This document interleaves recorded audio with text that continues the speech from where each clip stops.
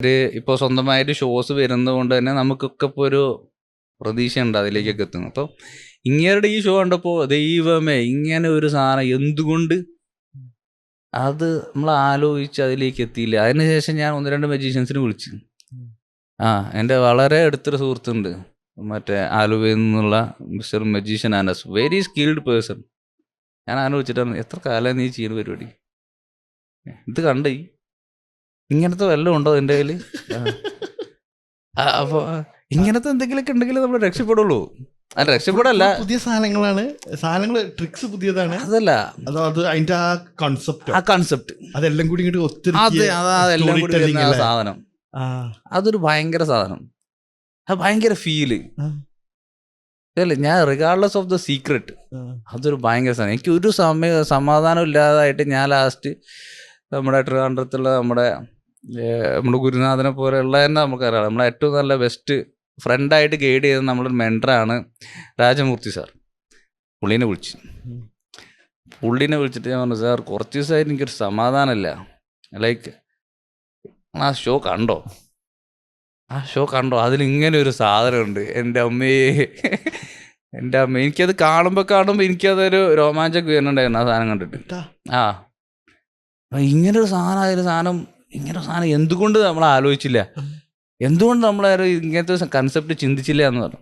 അപ്പോൾ പുള്ളി പക്ഷേ എന്നെ സമാധാനിപ്പിച്ച് ഞാനൊരു നല്ല മജീഷ്യനാണോ എനിക്ക് തോന്നുന്നില്ല എന്നൊക്കെ പറഞ്ഞു. ഞാൻ ഐ ഡോണ്ട് തിങ്ക് ഞാൻ മാജിക്കിൻ്റെയോട് ഞാൻ നീതി പുലർത്തുന്നില്ല എന്നാണ് എനിക്ക് തോന്നുന്നത് എന്നൊക്കെ പറഞ്ഞു ഞാൻ പുള്ളിയുടെ അടുത്ത്. എനിക്ക് ഭയങ്കര ബുദ്ധിമുട്ടായി ഇത് കണ്ടിട്ട്. പക്ഷെ ആക്ട് ഭയങ്കര ഇഷ്ടപ്പെട്ടു.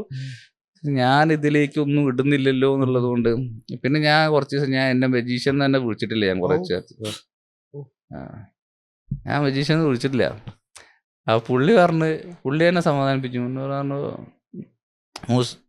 The only reason why you are thinking like this is because you want to improve. Okay, you are seeking for improvement. അപ്പോൾ അതൊരു ഗുഡ് സൈനാണ്. Okay, work on your stuff എന്ന് പറഞ്ഞു. ഓക്കെ, എനിക്ക് സമാധാനം ഉണ്ടായില്ല. പിന്നെ അങ്ങനെ ടൈം ഹീൽസ് അങ്ങനെ പോയി. പിന്നെ ഞാനത് വിട്ട്. പക്ഷെ അങ്ങനത്തെ ഒരു തീം, അത് പുതിയൊരു ചിന്താഗതിയല്ലേ, ഐഡിയ. അതെ, അങ്ങനെ ഒരുപാട് ഐഡിയാസ് ഞാൻ പറഞ്ഞില്ല. നമ്മുടെ നാട്ടിലുള്ള പിള്ളേരുടെ അടുത്തൊന്നും നമുക്ക് ഐഡിയാസ് ഇല്ലാതൊന്നും പറയാനൊന്നും പറ്റില്ല. ഓക്കെ, ഇപ്പം ഞാൻ പേരെടുത്ത് പറഞ്ഞില്ല, പക്ഷെ ഇവിടെ നമ്മുടെ ഫുൾ വെൻഷൻ എന്ന് പറഞ്ഞൊരു പരിപാടിയില്ലേ, ഫുൾ വെൻഷൻ എന്ന് പറഞ്ഞ പരിപാടിയിലേക്ക് ഫുള്ളാക്കാം, മജീഷ്യൻസിനെ ഫുള്ളാക്കുക എന്നുള്ള പരിപാടി. കാരണം കുറെ കാലമായിട്ട് നടക്കുന്നതായിരുന്നു, ഇപ്പൊ കുറച്ച് വർഷങ്ങളായിട്ട് നടക്കുന്നില്ല. അപ്പോൾ അത് കണ്ടിന്യൂസ്ലി എനിക്ക് തോന്നുന്ന ഒരു 5 വർഷം കണ്ട് അത് നടന്ന്. അപ്പോൾ ഈ നമ്മൾ ജഡ്ജസിനെ നമ്മൾ ഫുൾ ചെയ്യണം, അതാണ് അതിൻ്റെ ഒരു തീം. ലാസ് വെഗാസിലുള്ള പെൻ ആൻഡ് ടെല്ലർ ഫൂളേഴ്സ് എന്ന് പറഞ്ഞ പരിപാടിയുടെ ഒരു ഇന്ത്യൻ വെർഷൻ ആണത്. അപ്പോൾ ഇതാരും ഫൂൾ ചെയ്യുന്നുണ്ടായിരുന്നില്ല കുറേ കാലമായിട്ട്. അപ്പോൾ ഞാൻ ഏതോ ഒരു വർഷത്തിന് എൻ്റെ ഈ പറഞ്ഞ അനസ് എന്ന് പറഞ്ഞ സുഹൃത്ത് എന്നെ കൊണ്ടുപോയി. അപ്പോൾ കൊണ്ടുപോയ സമയത്ത് ഞാൻ അതിന് ഇൻട്രസ്റ്റഡ് ആയിരുന്നില്ല സത്യം പറഞ്ഞാൽ. ഞാനപ്പോൾ അത് US നിന്ന് വന്ന ഒരു സമയമാണ്, ഇപ്പോൾ US നിന്ന് വന്നിട്ട് കുറച്ച് കാലമായിട്ടുള്ളൂ. അപ്പോൾ ഞാൻ ഈ പെൻ ആൻഡ് ടെല്ലർ ഫൂളേഴ്സിലേക്ക് വേണ്ടിയിട്ട് ഞാൻ 2 സംഗതി ഉണ്ടാക്കി വെച്ചിട്ടുണ്ടായിരുന്നു. അപ്പോൾ അത് എവിടെയെങ്കിലൊക്കെ ഒന്ന് അടിക്കണം എന്നൊക്കെ ഉണ്ടായിരുന്നു എനിക്ക്. പക്ഷെ അതിലൊരു എൻ്റർടൈൻമെൻറ്റ് വാല്യൂ ഞാൻ മനസ്സിലാക്കിയെടുത്തോളം കുറവാണെന്നുള്ളതുകൊണ്ട് എവിടെയും ചെയ്യാതെ വെച്ച സാധനമാണ്.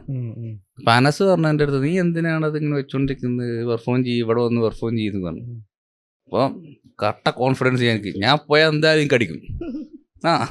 ഞാൻ ഡെവലപ്പ് ചെയ്ത സാധനമാണ്. എൻ്റെ അടുത്ത് അങ്ങനെ കുറേ സാധനങ്ങളുണ്ട്. എന്നറിയാം, ഇന്ത്യ അറിയാത്ത കുറേ രഹസ്യങ്ങളുണ്ട് എൻ്റെ അടുത്ത്. അപ്പോൾ ഞാൻ ഡെവലപ്പ് ചെയ്ത സാധനമായിരുന്നു അത്. പക്ഷെ വളരെ സിമ്പിളായുള്ള ഒരു തീമിലുള്ള സംഗതി കേട്ടോ. എൻ്റെ ഒരു കൺസെപ്റ്റ് തന്നെ എന്താണെന്ന് വെച്ച് കഴിഞ്ഞാൽ, നമ്മൾ ഒരു person just as a simple person, like a common man getting into the stage, calling to audience, എന്നിട്ട് ഒരു സംഗതി, ഒരു മിറാക്കിൾ ചെയ്യുന്നു, പോകുന്നു. ഇറ്റ്സ് വെരി സിമ്പിൾ പ്ലെയിൻ സാധനം. അപ്പോൾ അങ്ങനെ ഞാൻ ക്രിയേറ്റ് ചെയ്തൊരു സാധനം ഉണ്ടായിരുന്നു. അങ്ങനെ ഞാൻ ഫുൾ കോൺഫിഡൻസ്. അപ്പോൾ അതിന് പ്രൈസ് മണി എങ്ങാണ്ട് 20,000 എങ്ങാണ്ട് അന്ന് ഉണ്ടായിരുന്നതിന്. അപ്പോൾ ഞാൻ ഉമ്മയോട് പറഞ്ഞു, എനിക്ക് പോകാനൊരു 1000 രൂപ തന്നു കഴിഞ്ഞാൽ ഞാൻ വരുമ്പോൾ ഞാൻ 20,000 രൂപ തരും. ആ ഡയലോഗ് അടിച്ചിട്ടാണ് ഞാൻ പോണത്. അപ്പോൾ അതിൽ വേറെ ഒരു പിന്നെ ഇതിട്ട് പോകാൻ ഭയങ്കര മോട്ടിവേഷൻ ഉണ്ടാവാനുള്ള കാരണം ഇങ്ങനെ നമ്മളത് രജിസ്റ്റർ ചെയ്യുന്ന സമയത്ത് രജിസ്റ്റർ സമയത്താണോ എപ്പോഴോ ഒരു ഇതേപോലെ ഒരു ഇൻസൾട്ട് വന്നിട്ടുണ്ടായിരുന്നു. നമ്മുടെ കേരളത്തിൽ നിന്നും ഇങ്ങനെ ആരും അങ്ങനെ പൂൾ ചെയ്യാനൊന്നും പോണില്ല. ഇൻസൈഡ് പോരാ. അതെ കേരളത്തിൽ നിന്നുള്ള പയ്യന്മാരൊന്നും പോരാന്നൊക്കെ പറഞ്ഞിട്ട്. അപ്പോൾ എന്തായാലും പോയി നോക്കണം. എനിക്ക് ഫുൾ കോൺഫിഡൻസ് ആയിരുന്നു ഈ സാധനം ഞാൻ അടിച്ചാൽ എന്തായാലും എനിക്ക് എന്തായാലും ഇനി അത് ഫൂൾ ചെയ്യുമെന്ന് എനിക്ക് 100% ഉറപ്പായിരുന്നു.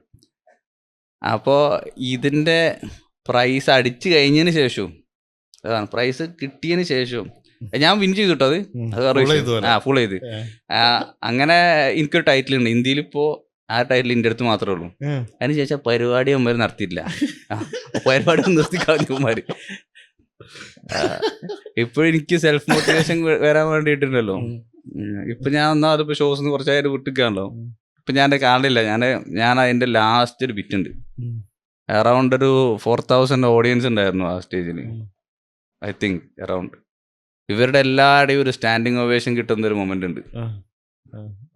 അത് ഞാൻ എടുത്തിങ്ങനെ കാണും. അത് ഭയങ്കര മോട്ടിവേഷനാണ്. അത് ഞാൻ എൻ്റെ ഗൂഗിൾ ഡ്രൈവിൽ എടുത്ത് വെച്ചിട്ടുണ്ട് കട്ട് ചെയ്തിട്ട്.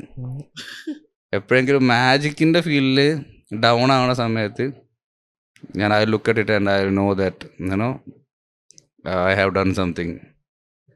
എൻ്റെ അടുത്തും ക്രാഫ്റ്റ് ഉണ്ട് എന്ന് എനിക്ക് എന്നെ വിശ്വസിപ്പിക്കാൻ വേണ്ടിയിട്ടുള്ളൊരു സാധനമാണ്.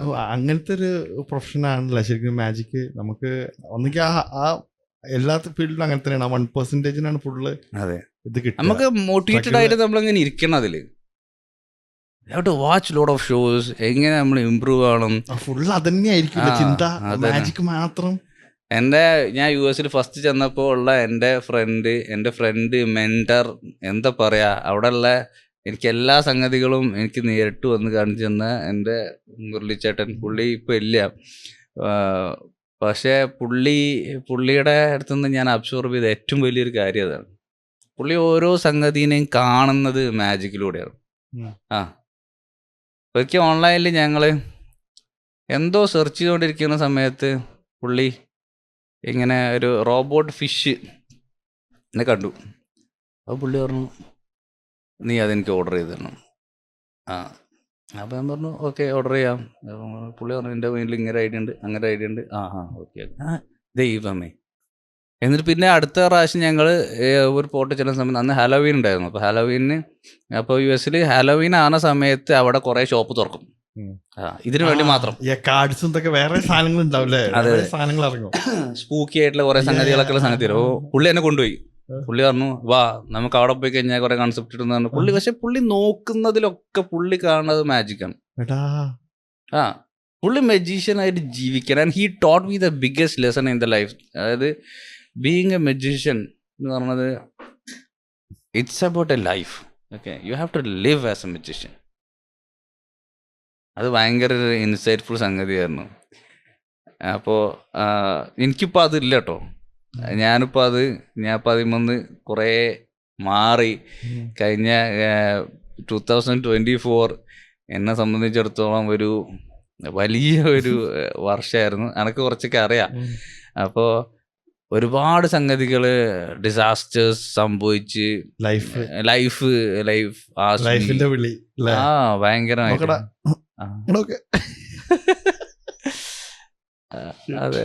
അത് ഭയങ്കരമായിട്ട് വന്നൊരു സമയമായിരുന്നു. And I lost 4 people in my life. വളരെ നമുക്ക് അടുത്ത് നിൽക്കേണ്ട ആൾക്കാർ നമുക്ക് മിസ്സായി പോയി. സോ അതുകൊണ്ട് തന്നെ കഴിഞ്ഞ വർഷം 2024 ഞാൻ വളരെ കുറച്ച് ഷോസ് ചെയ്തോളൂ. അതുപോലെ നമ്മുടെ ട്രെയിനിങ് പ്രോഗ്രാംസും അങ്ങനെയുള്ള പരിപാടികളും ഞാൻ വളരെ കുറച്ച് ചെയ്തോളൂ. അതുകൊണ്ടൊരു മെച്ചം എന്താ ഉണ്ടായെന്ന് വെച്ചാൽ ഒരു വർഷം നമ്മൾ ഓൾമോസ്റ്റ് ഫീൽഡിൽ നിന്ന് മാറുന്നുണ്ട്. ഈ വർഷമായപ്പോൾ ആരും അധികം വിളിക്കണമൊന്നുമില്ല. അപ്പം അതിൻ്റെ ഒരു ഗ്യാപ്പ് വന്നു. അപ്പം ഇനിയിപ്പോൾ സാവധാനം നമ്മൾ അതിലേക്ക് വരുമെന്ന് വിചാരിക്കണം. എങ്ങനെ വിടാൻ പറ്റുക? അത് അത്രയും കാലം അത്രയും എഫേർട്ട്, എന്തൊരു എഫേർട്ട് ഇടണം അതിന്. ഫുള്ള് അത് മാജിക് മാത്രം ചിന്തിച്ച്, ആ കോൺസെപ്റ്റ് മാത്രം ചിന്തിച്ച് വേറെ ഒന്നും ഇല്ലല്ലോ നേരം. അതെ, ആൾക്കാരെ അങ്ങനെ ഒരു ഭ്രാന്തനാവുക എന്നാ പറയാ. ഏതെങ്കിലും ഒരു സാധനത്തിൽ നമ്മൾ ഫോക്കസ് ചെയ്യുമ്പോഴേ നമ്മൾ ബാക്കിയുള്ളതൊക്കെ അതെ. എനിക്ക് ഭയങ്കര ഇഷ്ടമായിരുന്നു, ഇപ്പോഴും ഭയങ്കര ഇഷ്ടമാണ്. പക്ഷേ നമ്മളല്ലേ ഇപ്പോൾ നമ്മൾക്ക് കോവിഡിന് ശേഷം ഇന്ത്യയിലുള്ള എല്ലാ മജീഷ്യൻസും, മേ ബി യൂണിവേഴ്സിറ്റി ഉണ്ടോ എന്ന് എനിക്കറിയില്ല, ഇന്റർനാഷണൽ ഉണ്ടോ എന്നുള്ള കാര്യം എനിക്കറിയില്ല, പക്ഷേ പർട്ടിക്കുലർലി ഇന്ത്യയിലുള്ള മജീഷ്യൻസ് ഭയങ്കരമായിട്ട് സ്ട്രഗിൾ ചെയ്തു, ഒരുപാട് സ്ട്രഗിൾ ചെയ്ത്. പലർക്കും ഷോസ് ഒന്നും കിട്ടാണ്ട് റബ്ബർ വെട്ടാൻ പോയ ആൾക്കാരാണ് എനിക്കറിയാം. എന്താ നടന്നത്? കാരണം ഷോസ് ഇല്ല. കോവിഡിന് ശേഷം ഇപ്പോഴും സത്യം പറഞ്ഞാൽ നമ്മുടെ ഇൻഡസ്ട്രി അത്ര ബൂമായിട്ടൊന്നുമില്ല. എസ്പെഷ്യലി ഇത് ഹിറ്റ് ചെയ്തത് ഇന്റർമീഡിയറ്റ് മജീഷ്യൻസിനെയാണ്. ഇപ്പൊ ഒരു 4 ലക്ഷം 6 ലക്ഷം ചാർജ് ചെയ്യുന്ന മജീഷ്യൻസിനെ അത്രത്തോളം അത് ബാധിച്ചിട്ടില്ല. അവർക്ക് വേണ്ടി സ്പെൻഡ് ചെയ്യാനുള്ള ആളുകൾ റെഡിയാണ്. പക്ഷെ ഇതിന് ഇന്റർമീഡിയറ്റിൽ നിൽക്കുന്ന ആൾക്കാരുണ്ടല്ലോ, പിന്നെ ഏറ്റവും താഴെ സ്കെയിലിൽ നിൽക്കുന്ന ആൾക്കാർക്കും കുഴപ്പമില്ല. കാരണം അവരിപ്പോൾ ഒരു ബർത്ത്ഡേ പാർട്ടിക്ക് വേണ്ടിയിട്ട് ഒരു ചെറിയ ഗ്ലിംസിനൊക്കെ വേണ്ടിയിട്ട് വരുന്ന പോണ ആൾക്കാർക്കും അവർക്കും ഇപ്പോൾ ഇതുണ്ട്, ഷോസ് ഉണ്ട്. പക്ഷേ ഇതിൻ്റെ ഇടയിലുള്ള ഒരു ഗുഡ് സ്റ്റഫുള്ള ഒരുപാട് പേരുണ്ട്.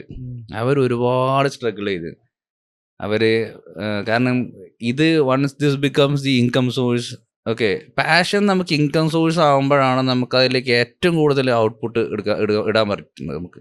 അങ്ങനെ ഞാൻ വിശ്വസിക്കുന്നത് നമുക്കതിൽ ഇൻവെസ്റ്റ് ചെയ്യാൻ പറ്റണം.